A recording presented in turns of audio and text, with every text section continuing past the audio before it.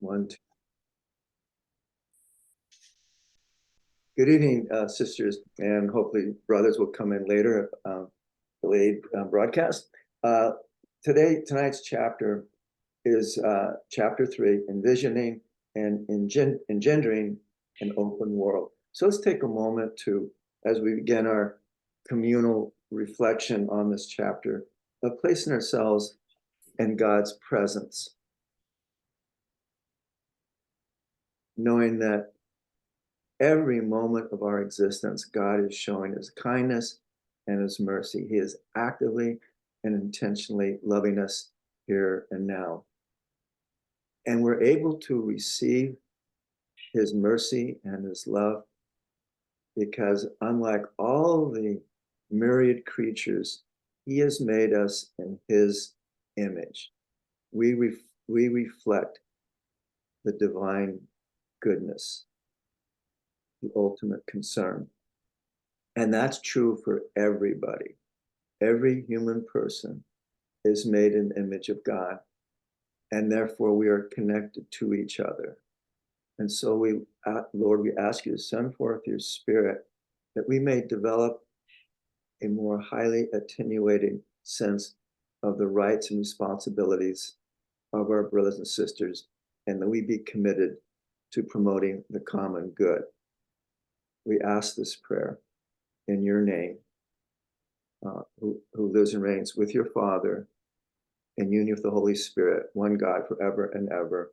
Amen. In the name of the Father, Son, and Holy Spirit. Yeah, that prayer has really come to me.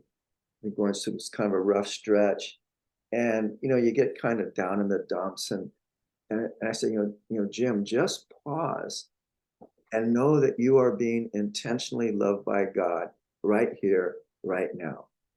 And from that awareness, all is well, no matter how chaotic and messy your life is, that God is there. Okay, so let's do a synopsis on chapter 3.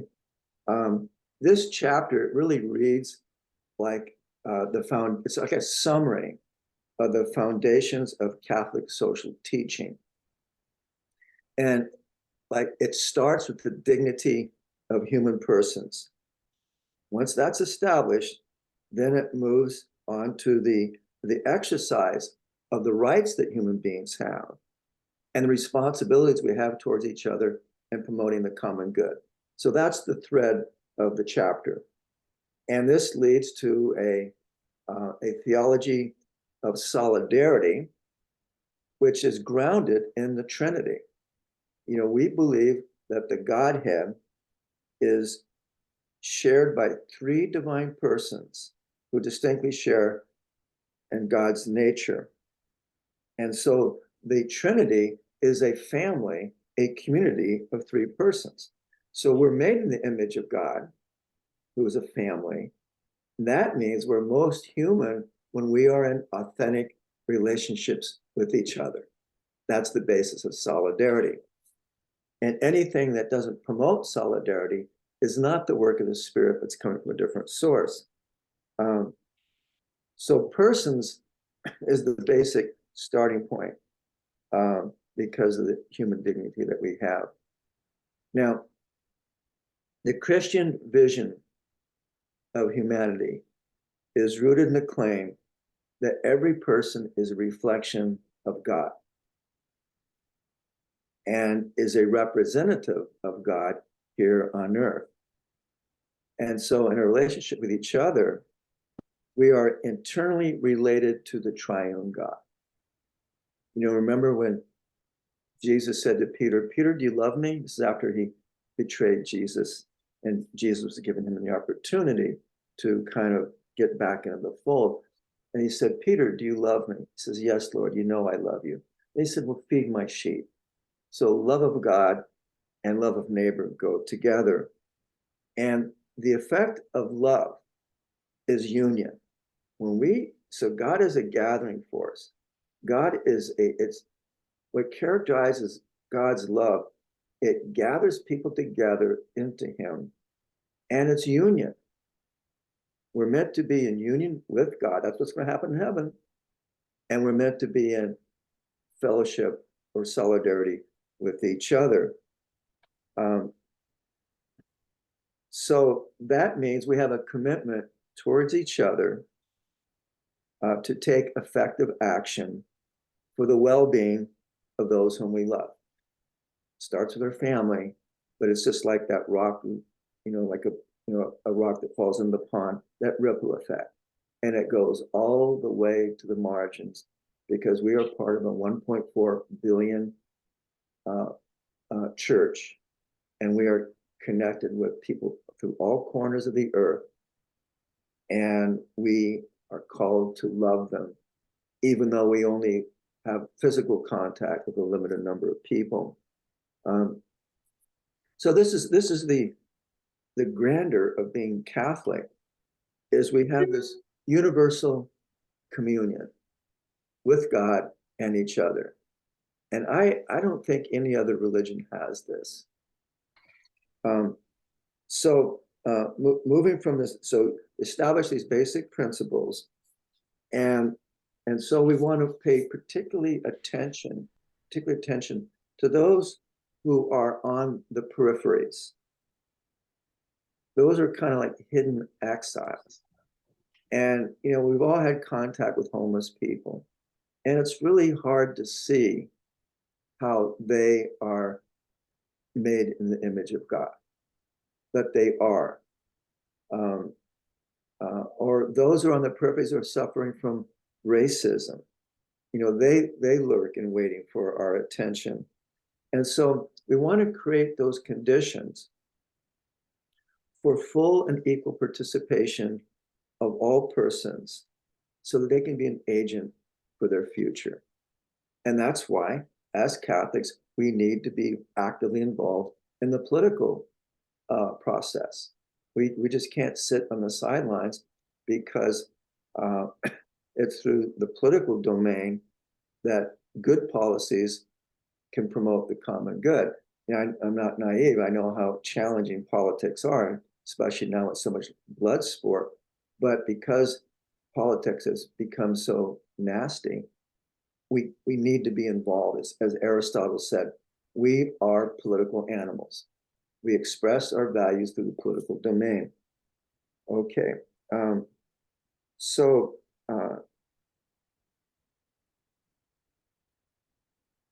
right, let's see. Now, a step towards solidarity. This harkens back to Jesus' conversation with Peter. Do you love me, Peter? Then feed my sheep. We can move towards solidarity, and it lies towards serving others in need. That's how we promote solidarity. And I think there's 3 ways we can do it. We can pray for all of our brothers and sisters. We can advocate for them. And then in concrete ways, we can serve them. So my wife, Kathy, she's done a lot of research on, Charity Navigator, and she's put together about 30 charities. And it goes from, the local, like the parish or Loaves and Fishes. It goes the regional, the national, and international. And we sit down every quarter, and we acknowledge the people who we're going to be supporting. And some of our charities are, far flung within the world. Doctors Without Borders, or water projects, and so forth. But by donating to charity for these people who are out there in the peripheries, it helps us to feel connected to them as we support their endeavors. So it's the first step lies in serving people in need, but also to resist those forces that perpetuate inequality and poverty, that perpetuate unemployment and homelessness. And we want to promote in which people can have adequate access to education and healthcare. So now on Numbers 118 to 120, Francis acknowledges that we have a right to our private property. We've worked for it. We are entitled to the fruits of our labor, but it's not an absolute right. It's relative. And relative to what? It's relative to the universal destination of goods. How does God want me to use my wealth for the common good? So it just doesn't stay within my family circle. It needs to be shared with others. So my wealth is relative to God's purposes, God's will, the needs of my family has to be addressed, and the needs of my brothers and sisters. And the Spirit will lead us to share our wealth with others. And so, so this universal destination of goods, that includes the right to migrate. There's some parts of the world that, if they don't migrate, they are going to die. And to provide hospitality for them. Well, we're experiencing immigration stress, but the alternative is not to keep them outside our borders, but to find a system in which we can prudently integrate them into our society, which Europe has made some steps on that. And the inherent rights of other people, it's not conditioned by what nationality they are. Okay, I really support the rights of Americans. Oh, that's good. But because someone is African or has a different ethnicity than we do, or a different race, it doesn't matter. Those are accidental. So the rights that people have are not conditioned by their country of origin, because we need to forge a network of international relations. And I think the Catholic Church is best equipped to do that. Okay, so that's where we're going with this. Any questions on the synopsis? That makes sense to you, Cheryl? Kind of give you an overview? Okay. All right. So as we go, so number 87, human beings are so made that they cannot live, develop, and find fulfillment except in the sincere gift of self to others. That is from the Vatican II document, Pastoral Constitution of the Church in the Modern World, Gaudium et Spes. And it says that human beings cannot live, develop, and find fulfillment except in the sincere gift of self to others. That's a foundational principle. The reason that is true is that God is love. And what is love? It's self-giving. God generously gives himself away. And since we're made in the image of God, who is love, we are most human when we operate as God operates, namely to share our life, our time, our talents, our resources with others. Pope St. John Paul II calls this the law of the gift. There's like this loop of grace, that the grace of God comes from God, fills our hearts. And that grace, we're able to nurture it by sharing with others. As soon as we block it, we lose it. So God's grace is meant to be shared with others. And we do that by giving our lives away, which is 180 degrees different than an acquisitive lifestyle, in which life is defined by acquiring and having the goods of the world, which is very egocentric and self-absorbed. Okay, so here's our first reflection question. Number 88. Since we're made for love, in each one of us, a law of ecstasis seems to operate. The lover goes outside the self to find a fuller existence in another. So we have to get outside of ourselves, ecstasis. The lover goes outside the self to find a fuller existence in another. That's the beauty of marriage. You give yourself, commit yourself to another person. So how do you relate to the claim that we are made to be in love? Where do you look for experiences in your life as evidence for this claim? So Francis is saying we're most human when we go outside of ourselves and to find a fuller existence in another person, and we give ourselves completely to that person. Does that resonate with you? I mean, what experiences have you had that confirm that, or what experiences have you had to say makes it very difficult to accept that notion? Well, I think the beginning of life, love has to be there to create life altogether, no? It comes from two people being in love to create a life, and then like the mother's love of a child. Like Mhm. that's just there, Yeah, yeah. right? And moms seem to just behave differently. They just seem, different because they've been practicing most of their lives by giving themselves generously to their children. And they do that every day. I So think yeah, being a mom, I think, is a basic experience of this principle. Mhm. I mean, I don't think you can be a self-absorbed mother and be a good mother. I mean, that's just not going to work.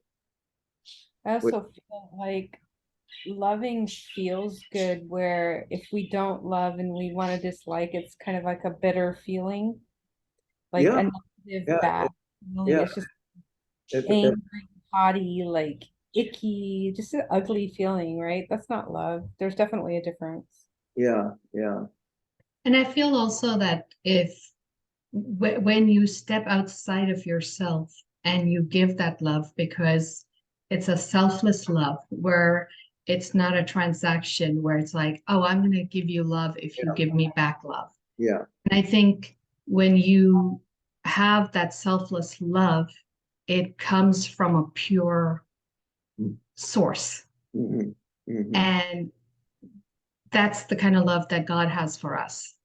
Yep, that's exactly So, how God operates. right. So I think when you experience that, um, never expecting anything back in return, I think it just feels amazing. Yeah, yeah, because you really are grounded in what is really ultimately real. This is Mhm. God's stuff.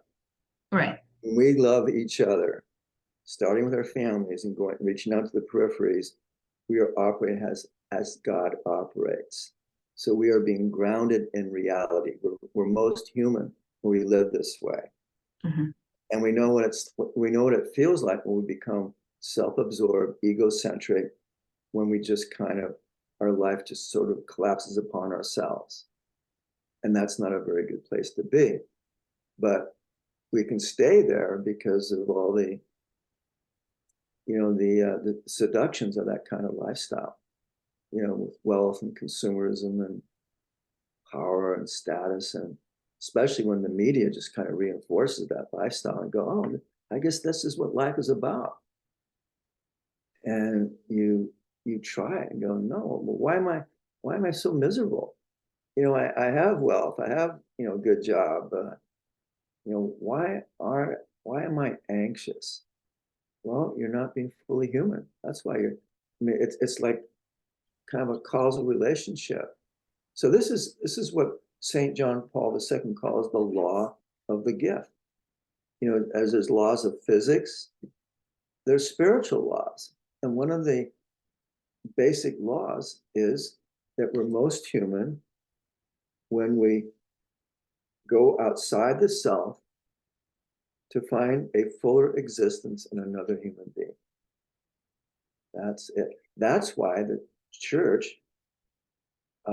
has acknowledged marriage as a sacrament founded by Christ.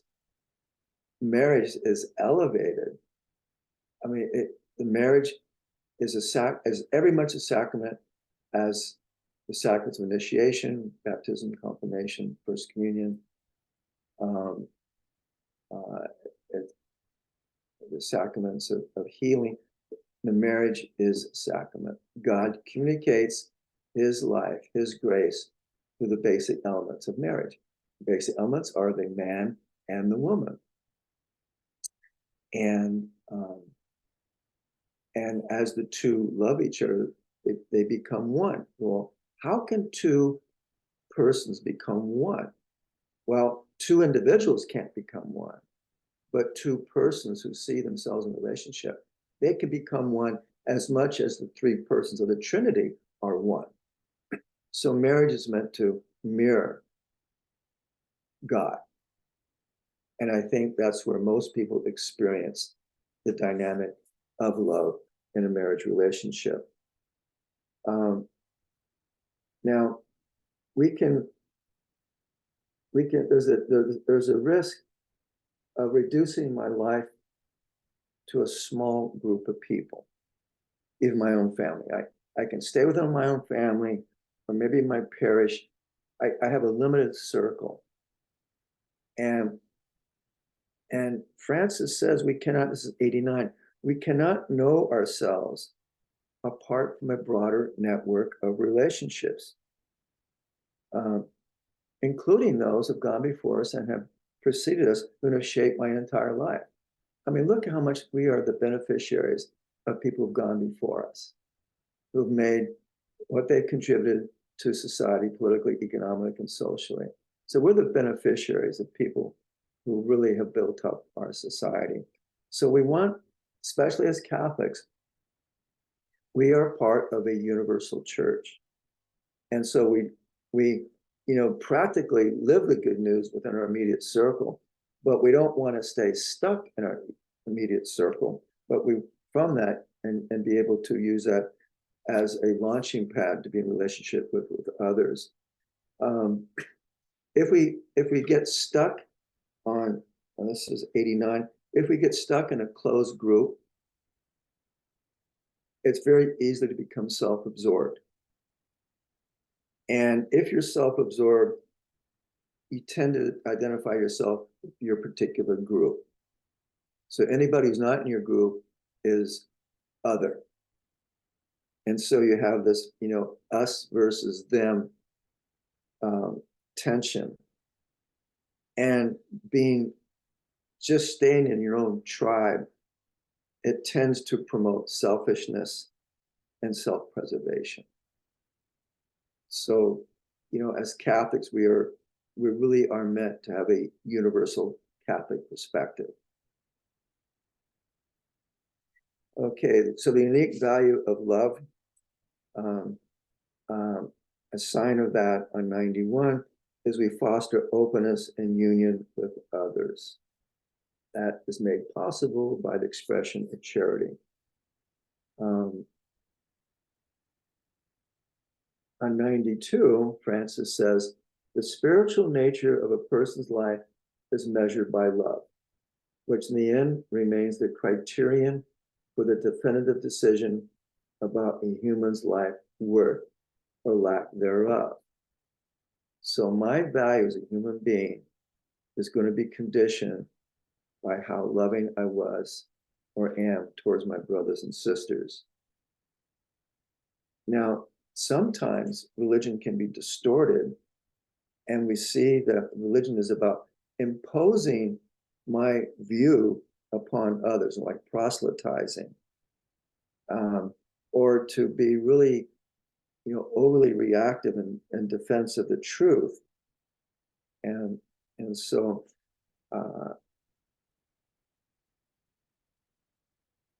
the way we express our love for other people, proselytizing a violent defense of our faith, the impressive demonstrations of strength, that's really not according, that doesn't flow out of the Spirit. And we saw the ugliness of that on January 6th, in which people were violently defending what they felt was, defending the election, trying to overturn the election, and so forth. And that's how extreme this can be if we get stuck in our subgroup.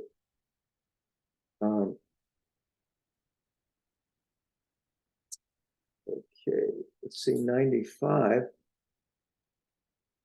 Now, as Catholics, the love we have of our neighbor impels us towards universal communion. No one can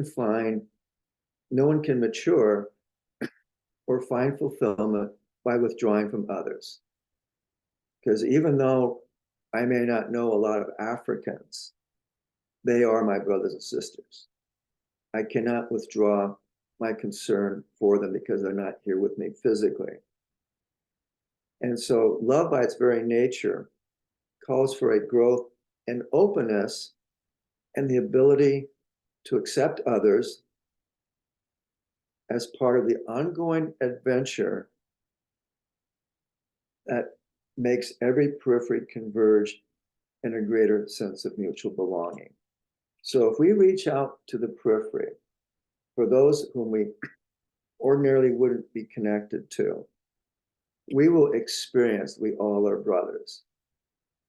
And that's why in our charity donation, we really go from local, regional, national to international, because we want to have that sense of connectedness with our brothers and sisters throughout the world. And I was blessed. I think I've relayed this story several times, but I was really blessed. I had the opportunity to go to Tanzania for a mission trip for about 2 weeks. And I interacted with the people, and I just had the sense that they are my brothers and sisters. It was an abstraction. And, I felt totally at home in Christ the King parish, 1,000 people. The mass was in Swahili, and I felt at home worshiping. Not all of us can, be able to make a trip to the peripheries, but we can still feel connected with them through prayer, advocacy, and financial support. Okay, so the next reflection question is, love impels us towards universal communion. No one can mature by withdrawing from others. If you withdraw from others and you're in a self-contained little silo, you're not going to mature as a human being. By its very nature, love calls for growth and the openness and the ability to accept others as part of a continuing adventure of going to periphery. Now, we also have to weigh our own needs for self-care. We cannot be open to everyone we meet, but we can treat everyone with dignity. And also some of our encounters with other people can leave us scarred and suspicious. So we do have that reality. So how do you know how to balance how much you will avail yourself or take the risk of making yourself susceptible to being used or abused by others? How do you make the balance where you avail yourself to other people, you serve them, and how do you attain a balance where you won't be exploited or abused? I'm actually 53 years old and I'm working on that right now. You go, Denise. I'm realizing that some people, oh, you're so nice. And there's people that will take advantage of love. I've had it happen way too much, like Yeah. really bad experiences, or like when you love too much, you have to be careful because there's some hearts out there that they like that love so much, but they just want to take it for themselves, whether it makes you happy or not. Like, oh, like they like what they're seeing or what they're getting or what they're feeling from you, that they want it whether you want it or not. Does that make sense? Yeah. So how do you maintain a balance? Because you don't want to revert back to your little private silo where you just kind of protect yourself. So how do you draw a line? And I realize sometimes you just have to make it very clear, and just, even though you're so kind-hearted that it's natural, like when someone calls you, you respond back, like that's proper. It's yeah. It's not rude, right? I'm not one for, what are these terms, ghosting or ignoring people, but sometimes there's a point where you have to. Mhm. So Because you want to be aware of boundaries. right. Yeah, yeah. So I think that there is, and also if we feel that we are being exploited and abused, is to draw a line and not allow ourselves to be taken advantage of that. You know? Exactly. It's a difficult one because it's like, you know, that they're Catholic, or you want to be their sister, and you want to be their friend, and they have children, and you want to love, you know what I mean? You want to give that love, but when they take it in the wrong way, that's not acceptable. Does that make Yeah, sense? it does. Point well taken. Yeah. Okay. Any comments, Cheryl? No, I think that's true about, you know, having boundaries and because, you know, unfortunately, yes, we are now living in a world where, you know, there are people that will exploit you for the good you do and for the, you know, for your, Mm-hmm. um, you know, abundance of, you know, whatever goodness you want to offer. Yeah. And it does, you know, kind of put people, you know, leaves a bad taste in your mouth because you know, you wanted this to be a good thing, but unfortunately it goes bad because of some of the bad actors. Yeah. But I think just like anything in life, you have to chalk it up to experience, and that's, you know, you learn from it and create your boundaries and you know, watch out for it. Yeah. Because the one thing I think that we, like you said, we don't want to go back into those silos because we're afraid. And, you know, fear is a bad thing. Yeah. It prevents us from growing. It prevents us from experiencing the good in life.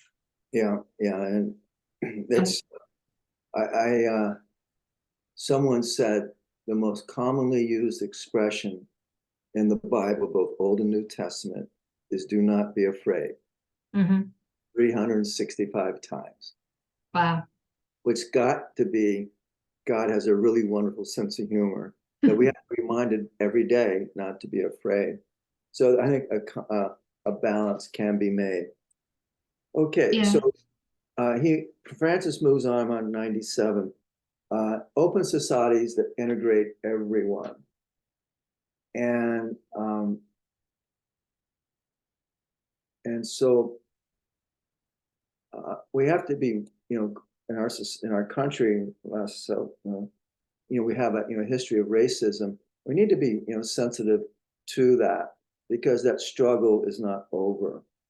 And what really was remarkable with Martin Luther King, he loved the white Southern racist because he saw what damage was doing to his soul by objectifying other people because of the color of their skin. But racism is a virus that can mutate and it goes into hiding and it lurks there and it just burst out. So we really need to be sensitive to that. The some other people who are on the peripheries, people have disabilities. That well, that's not my problem because they're disabled, or the elderly. Um, and sometimes the elderly, especially if they have disabilities, it's like they're a burden. Why don't you just die? You're not fruitful, productive anymore. And the elderly or the disabled, they can be seen to be a burden, but they are part. They need to be integrated into our universal embrace because human dignity is there from conception to natural death. No one loses their dignity because they're disabled or their color of the skin or their age. So I think we have a kind of undeveloped sense of what universal love is. because as Catholics, which means universal, our love and concern for others must transcend borders. I mean, I just, it's so perplexing that some Catholics believe that their commitment to the Catholic Church stops with America. It doesn't stop with America. You have duties, responsibilities towards all Catholics throughout the world, and in that commitment to them, you're concerned for those who are non-Catholic. So that so genuine social friendship really moves us towards true universal openness. I mean, I think when we do that, we really cultivate that sense of Catholicity. And so this universal openness is not the same thing as globalization, because that tends to kind of treat everybody the same, to level everyone down. And globalization tends to destroy the rich gift and talents of each person and each culture has. So while we are interconnected with each other economically, we really have to look at globalization, because there's some parts of that I mean, that's a false universalism that doesn't treat the dignity of human beings. And so the future is not monochromatic, it's diverse. Okay, so then on 101, excuse me, he gets back to the story of the Good Samaritan. The man on the roadside, I'm on 101, the man on the roadside was bruised and abandoned. He was a distraction, an interruption for normal affairs. The person who was on the roadside, he was a nobody. So the Good Samaritan transcends these narrow classifications, and he himself doesn't fit in any categories. All the parable says that he was a foreigner, and he was able to interrupt his journey, change his plans, and unexpectedly come to the aid of the injured person who needed help. Okay, so looking at that, let me finish 102. So we want, how would it affect those who organize themselves in a way that prevents any foreign presence that might threaten their identity and their closed and self-referential structures? So a lot of the antipathy towards immigration is to keep the foreigner out. And the story of the Good Samaritan, the foreigner ministers to the nobody, and he cares for them. And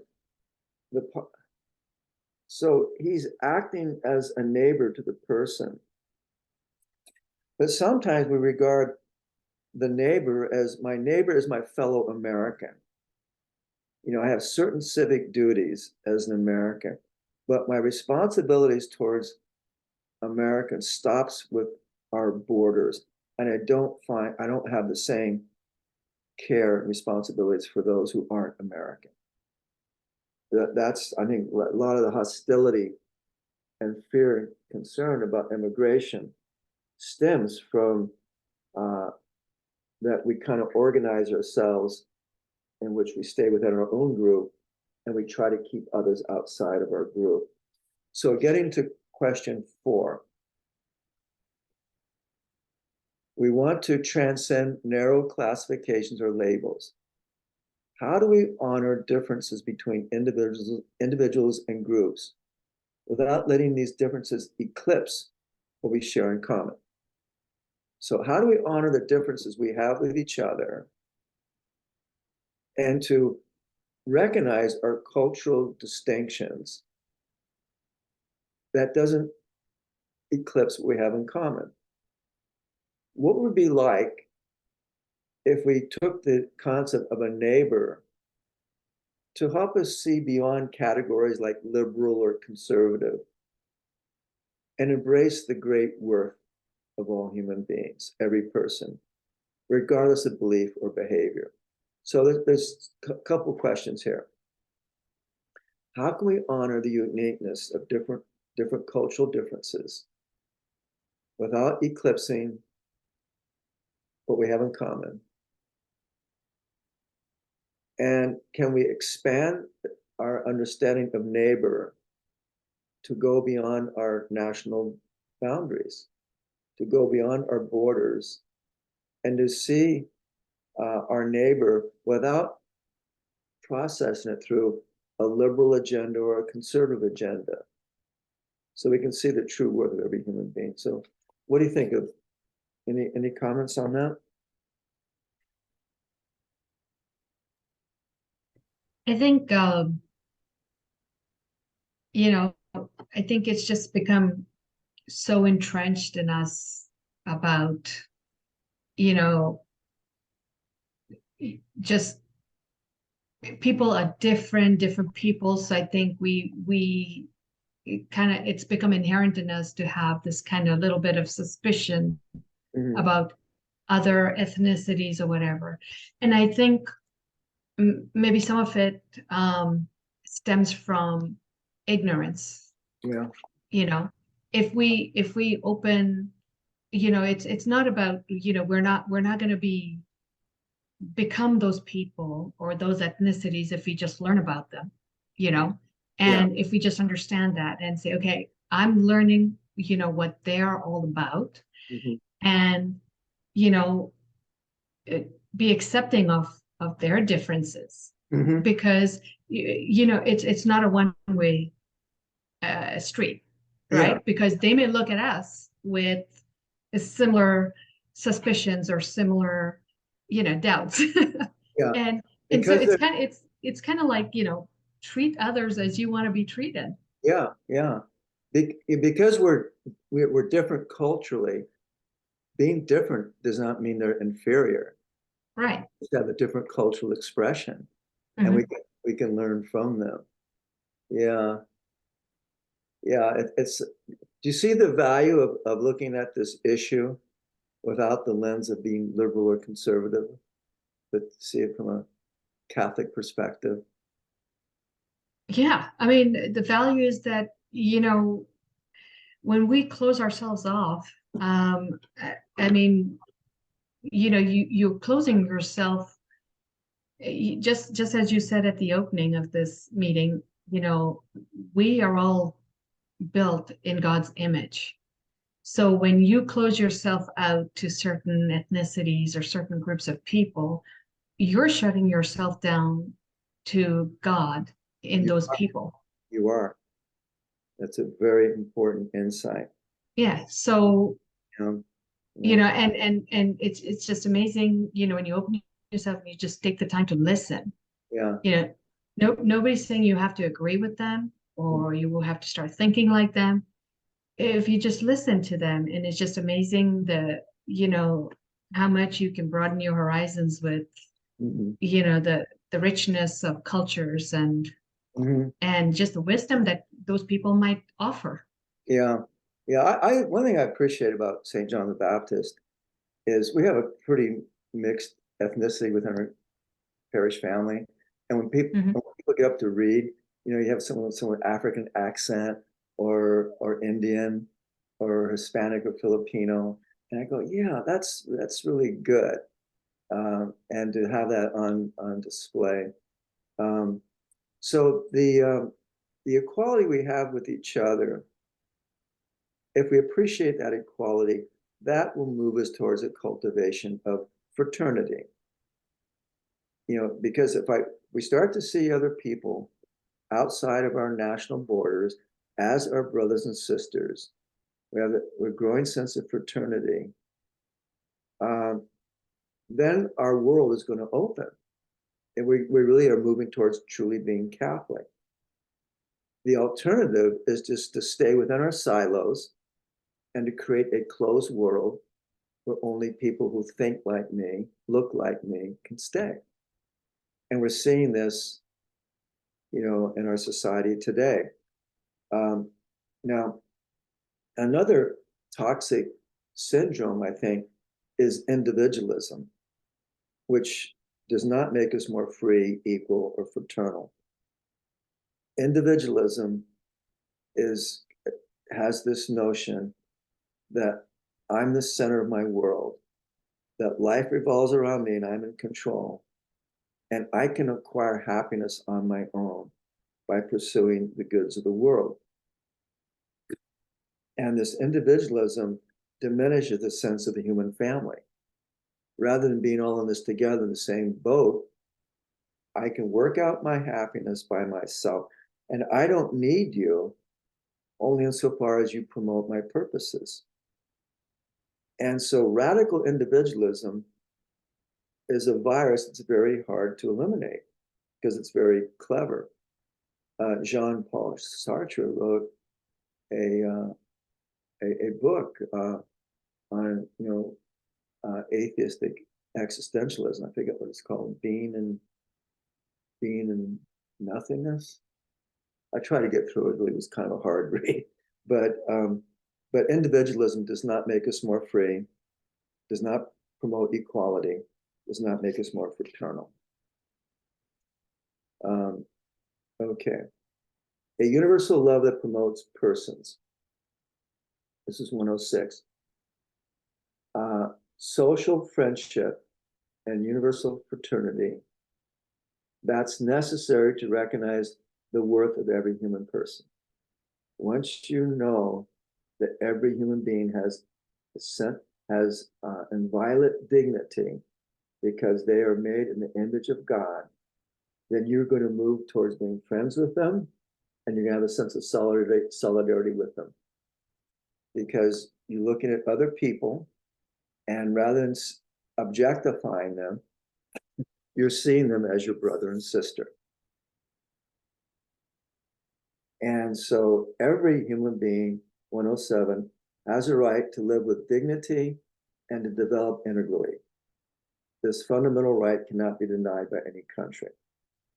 So if people in the developing world do not have the wherewithal to ameliorate their situation, that they're in need of help, we have responsibilities towards them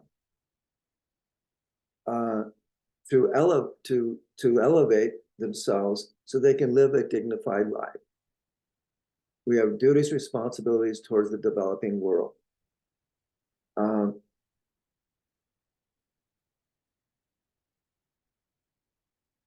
we can't have it both ways. We can't say that 108, that opportunities should be available to everyone, but then we go on to say that everything depends upon the individual. I remember there was a debate when John McCain was running for president against Barack Obama, and he was asked about health care. And he said, well, health care is an opportunity, not a right. Well, from a Catholic perspective, I don't think that's correct. Everyone should be entitled to adequate health care. So if a society, in 109, a society is governed by the criteria of market freedom and efficiency, if the bottom line, monetary gain, is the ultimate concern, then there's no room for the dignity of other persons. And fraternity will just be a vague ideal. So we have to really humanize our economic system. That market freedom and efficiency is not the end. It's how it can be used to promote the common good. But we always want to have the person, not profit, at the center of our enterprise. After reading this book and listening to this book, I realized that politics are even more difficult because politics goes this way and that way. But you can't you know, like this one fits lots of good boxes, but there's something in there we need to take out, or this one fits a few boxes, but there's things we need to take out. And so it's like, it's not like if you choose one, you're going to lose those things. And if you choose that one, you're going to lose that thing. Yeah. Well, that we have to get involved in the political system, but either party, we live in, you know, a two-party system, Republicans and Democrats, neither of them are going to be espousing the richness of a document like this. We have to bring these values to the political arena because it's not going to come from politicians. And so we try to influence them the best we can to move in the direction of promoting the common good and accentuating the dignity of all human beings. That, yeah, that, you know, politics in our country is now, it's becoming like a blood sport, and we have to, but we have to get involved with the political arena, because that's how major macro change is realized. So on 110, he says, to claim economic freedom while real conditions bar people from actual access to it, and while possibilities for employment continue to shrink, is to engage in double speak. If people are entitled to meaningful work at a living wage, then we have to promote the conditions for that. But if those opportunities shrink and say, well, that's their problem, we're engaged in double speak. So words like freedom, democracy, or fraternity will prove meaningless only when our economic system and social system no longer produces victims. And our economic systems, political systems, they do produce victims. There's winners and there's losers. Some are the beneficiaries of the economic system and some are not. And if any single person is cast aside, we won't be able to celebrate the Feast of our Universal Fraternity. So what Francis is doing, he's shifting our focus from economic gain, market, you know, free market enterprise, to the human person. That's the starting point. And you build an economic system that can promote the human person and the common good. And human persons have inalienable rights. They have a right to housing, shelter, and food, and clean water, and education.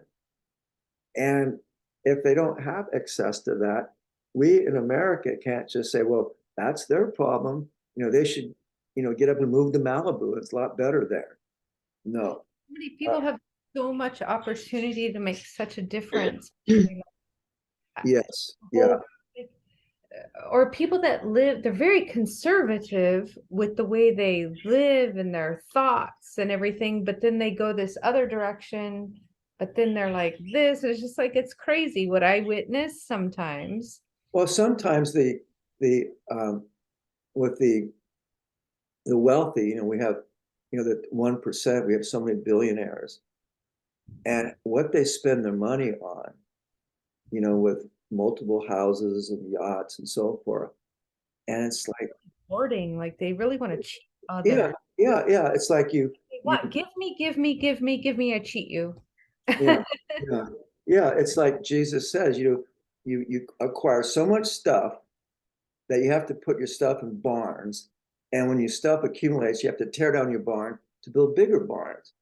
And it's just really the self-indulgence when someone like Jeff Bezos will spend $500 million on a yacht.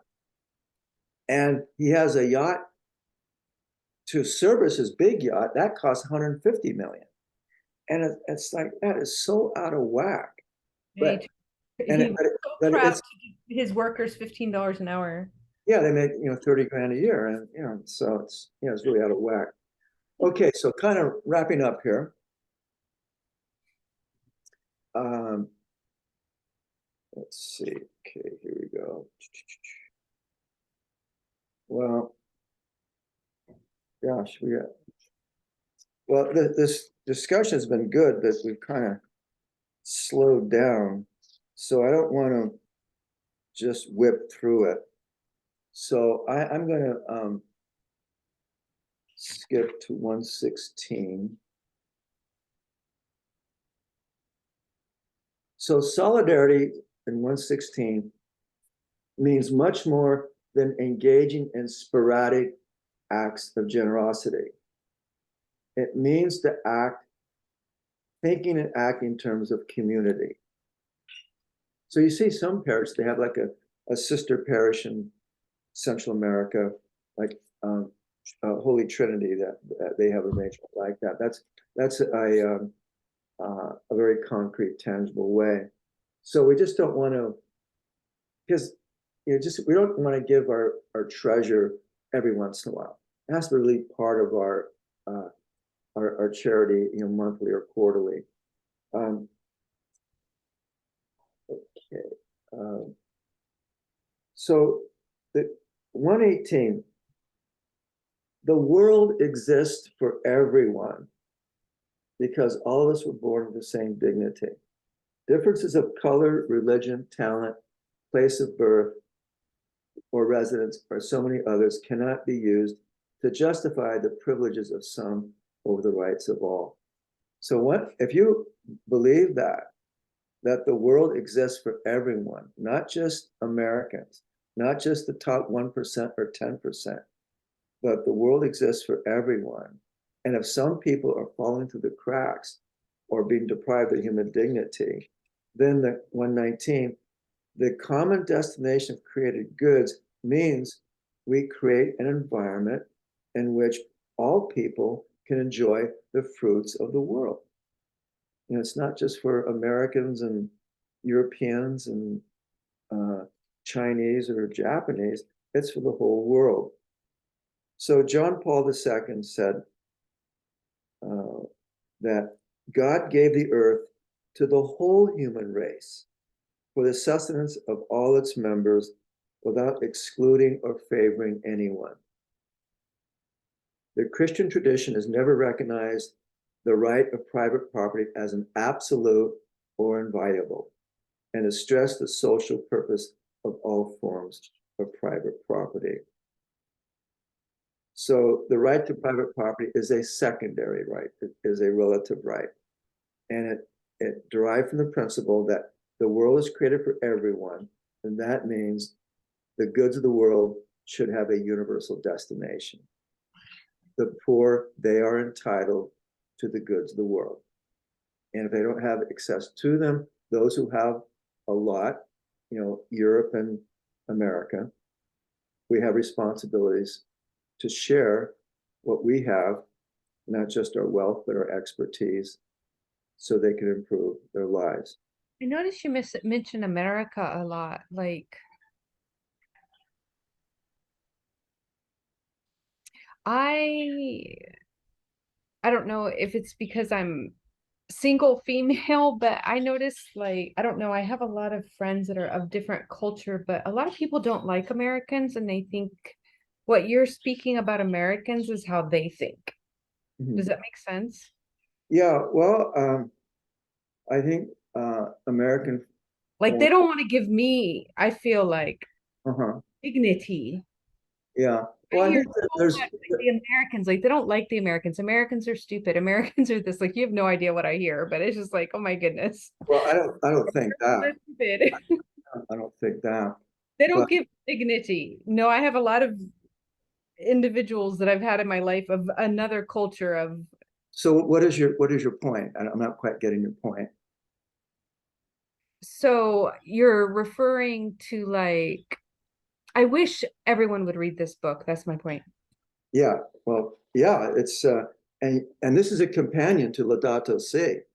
I mean, who is the moral voice in the world today who's articulated a vision and explains in depth? And it's Pope Francis. he's not just the pastor of the Catholic Church. He's the pastor of the world. I mean, they're non-Catholics who really respect Pope Francis. And there's some parts of our political economic enterprises that are really contrary to promoting the common good. For example, what Pope Francis, he doesn't mention America by name, but the implication is what he calls cultural imperialism, that our foreign aid is tied to a certain agenda, that you can get foreign aid if you allow abortions, if you promote LGBTQ agenda and so forth. And so we have certain cultural norms that we're trying to export to the third world. So there's kind of strings attached. And I just think that that's a very egocentric approach to helping other countries. If it's like a quid pro quo, That's incorrect. Huh? I was watching this show called The Family. There's actually a Christian base behind the government of the United States, and they go to other countries and they speak about not having homosexuality so much that the third world countries are like really in depth about it, like extreme, as in killing people because they're homosexual. So we actually have a Christian base behind the American society, behind the government. It's called The Family. Yeah. Explain, you got to watch it. It's actually very interesting. Oh, okay. But we actually have people in Congress and in the United States government who go to third world countries and try to promote non-homosexuality. Yeah. Well, they don't, are the conservatives, of course. Yeah. The point what Pope Francis was making is when you serve other developing countries, you don't put preconditions for them to receive aid based upon your cultural values. Yes, all human beings should be respected. Our LGBTQ brothers and sisters, they should be respected. But that's one thing. But to advocate certain moral postures of homosexuality, that's we're having our own internal debate about that. But you don't want to export your cultural values to a third world as a precondition for getting aid. And a lot of our foreign policies are tied with that. Okay, I got one quick, the last question. So how can we make progress towards this paradigm shift from self-interest to communal well-being? So as as we go on about our lives, if probably the fact that you're here tonight, you've already made the shift, but how can we make progress towards moving from self-interest to a communal well-being, which is basically, that's what the Catholic Church is. We are interconnected with each other because we're members of the mystical body of Christ. So does Pope Francis, when you read this, does it sound like wildly unrealistic? Or, how can his reflections find traction within our American social context? Well, he's realistic, but unfortunately, he's being smarter in his views where we as Americans can't seem to wrap our head around that. I don't understand how people are conservative with the way they live and how they think of, I'm talking about different cultures. Like I have a lot of Iranian friends, a lot of Syrian friends, and these cultures are conservative, very conservative thinking. We believe in marriage and we believe in, they don't really appreciate, they don't like homosexuality, to be honest with you. But yet they vote this other direction, which agrees with this other section. I don't know how to explain these things, but they vote in a certain direction because they want to be able to come into the country, which is just a big, huge confusion. So how do you fix that? It is to the point, though. The question was, how can we make progress towards this paradigm shift from self-interest to communal well-being? And what you say is interesting, but how does that address what you said, address the question? How do you move from kind of a self-referential posture to a communal well-being, which By is really, getting out there and doing the work too. yeah, It's we may be in our own little bubbles, but we have to get out and do our work. And I think as Catholics, we are all doing the work, is how I viewed it well, as Catholic. we're called to do the work. But not everybody's Catholic. We're a Yeah. little portion of. Okay. Well, I'm going to wrap up here. I don't know how. Any final thoughts, Cheryl? Do our thoughts, do our own work. Yeah, I think, as you mentioned earlier about, starting off with a ripple, small ripples. Mm-hmm. And I think if we can start doing that, where we start making small changes in close to home, Mm-hmm. and it's kind of like the pay it forward kind of situation. Mm-hmm. So hopefully if we, it's you do something good to someone without expecting anything in return, but with say, hey, pay it forward, Mm-hmm. do something good for someone else. Yeah. And if it's something like that where we, can in our own small way start to do that. And then when you feel like, and I think we always have to keep looking at how you can do more. Mm-hmm. And get outside of your comfort zone. Yeah. Don't give from your surplus, like they say, give from where it hurts. Yeah. And it's easy to say, but to do it is a whole different ballgame. And I think if you start small, Yeah. and if you can see the difference it makes in the lives of people that don't have much, Mm-hmm. And you see a person get back their dignity, Mm-hmm. because of an action you took or an effort you put into place. Mm-hmm. I think that just, makes you want to grow more and do more. Yeah. Yeah. And I know that it sounds all nice and rosy till you actually do it. And I think it takes that first step. Well, it's putting love into action, starting locally, it's putting love into action politically, economically, and socially. Mm-hmm. And as Catholics, we have all the motivation. And during the Eucharistic prayer, when the priest, calls to mind all of our brothers and sisters throughout the world, we're praying for them at Holy Mass. That's a good reminder of our solidarity with each other. It's not just the people who are in the parish of St. John's.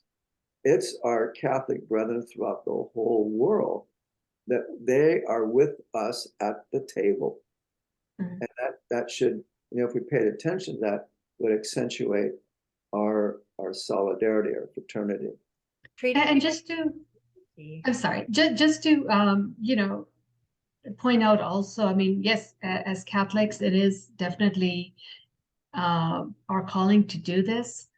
But when we speak about solidarity, I know that outside of Catholicism and outside of the Catholic Church, I have known and seen people, do so much and provide so much help to others in need. Mm-hmm. It sometimes I feel ashamed that I don't do even half as much. Yeah. Yeah, It's it is remarkable what other religious groups are doing. Okay, well, we'll bring this to closure. Thank you. All right. Thank you for being here tonight, and may the Lord continue to bless you in all your endeavors, to protect you from all harm, and to bring you to everlasting life. In the name of the Father, Son, and Holy Spirit. Okay, take care. We'll see you next week. All right.